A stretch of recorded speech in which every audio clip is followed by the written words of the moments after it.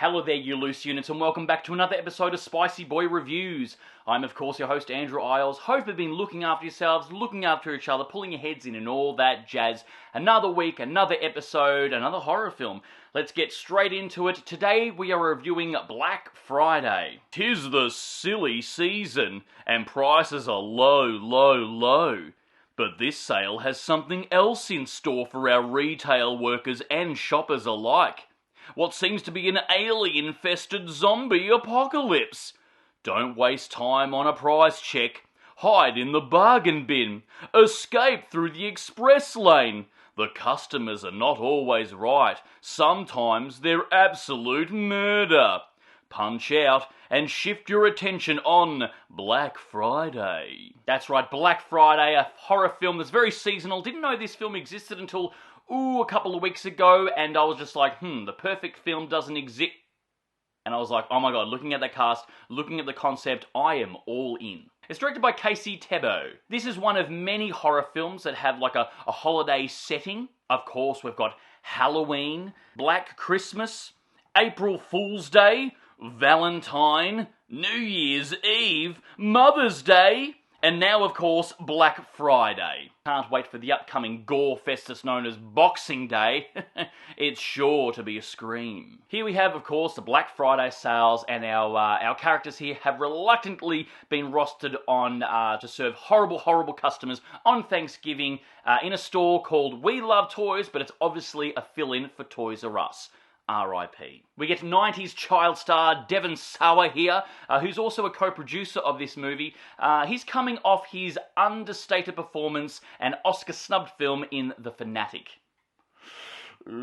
He's a single father who has to work, obviously, on Black Friday / Thanksgiving and drops his two daughters off at their mother's house, and they seem to be big fans of his. He seems to be a good dad, which is welcome to see in a film. Spawn himself, Michael Jai White, pops up, but he wasn't in the film enough. He was very underutilized, which was very upsetting because I love him as an actor. He's awesome and charismatic.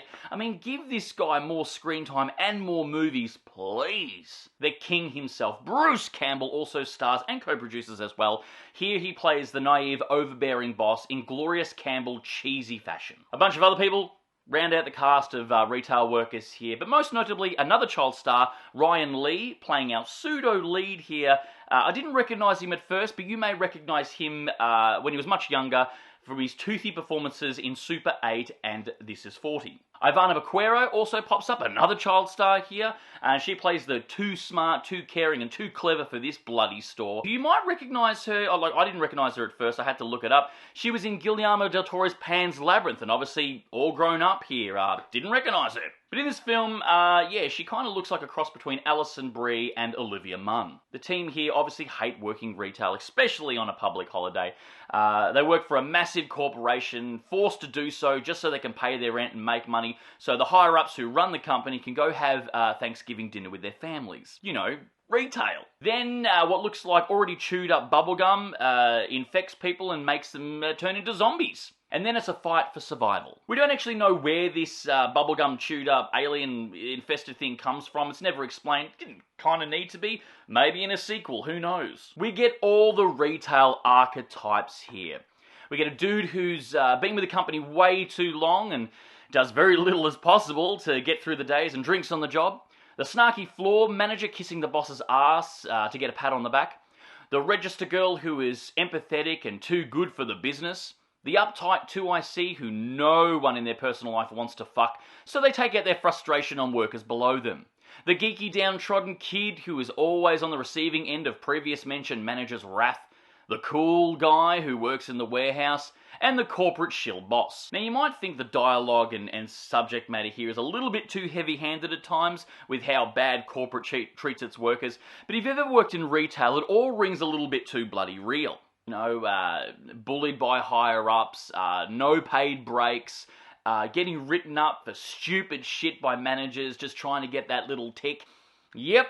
It smells like customer service. The acting is a little over the top at times, a little bit cheesy, which is not a bad thing for a little low-budget horror film. But there was a lot of scenes that felt a bit rushed in the filming process. You're like, oh, you going with that take? All right. The script wasn't particularly great, I have to be honest with you. Again, which is not a bad thing for a low-budget horror film, but the film does get bogged down halfway through and sort of halters and becomes a full-blown character study, and we get a lot of talky-talky scenes. I mean, we don't need any of this. None of it. I know character development is an important thing in most films, but with a horror film with a concept like this, I just want to see some kills. Give me the kills! And speaking of which, there is some really nice gory creature effects, some gross stuff, which is good to see on screen as always. At one point, I swear I heard the Predator theme playing throughout the score. I don't know if it was intentional or a tip of the cap nod, if you will, but I swore I heard it pop up a few times. Speaking of which, Hollywood, if you're going to make another Predator film... What am I talking about? Of course you fucking are. Why don't you get Michael J. White to be the final guy? Damn it, we need to see him versus a Predator. That guy needs more films. Give him more films! He's just so charismatic and damn cool. This film is such a cool concept. It's kind of everything I love about sort of a zombie apocalypse film. You know, a group of people bunkered down, forced to work together, and using whatever in the store is at their disposal to fight them off. It's such a fantasy to watch, especially for someone who's worked in retail majority of my adult life. Again, it's a fantasy. They get to kill customers. One character stating I thought was a bit funny, the customer isn't always right, they just need to think that they are. I feel the concept of this horror film would have benefited a little bit more in the 80s, where they were just sort of churning out slasher films and weird concept movies and stuff like that. The film now could have benefited from it if maybe it was a shout back to the 80s or a bit of homage, if you will, and tip of the caps to previous movies. There is obviously a deep theme of consumerism here. You know what the holidays are really all about. You know the story. A corporation only interested in profits, couldn't care less about the workers, or the pawns if you will. It's all about greed, crushed dreams, and crunching numbers, working for the man and making them rich. You know, so they can afford that third bag of coke while they harass strippers. Living to work, not working to live. The climax of this film dragged on a bit. They were trying to make it big, huge, bombastic and epic, but I kind of just wanted them to wrap it up. If this was a pitch meeting, you would say it's Rostered On meets Dawn of the Dead. Like I said, it's an interesting concept. It's not a bad movie at all. It's a bit of fun, but again, I'd like to see more kills. It didn't have to focus so much on character and how downtrodden these people are.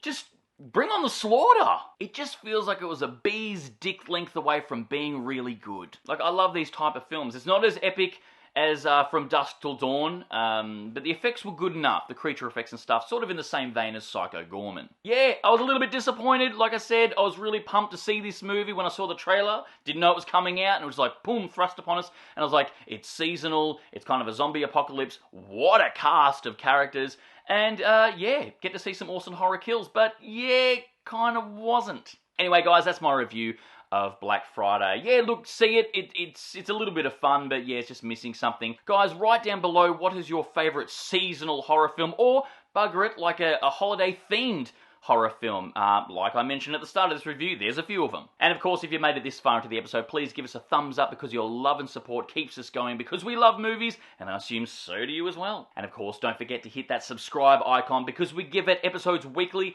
and we'll see you back here again next week for another review, and until then, stay spooky, kids.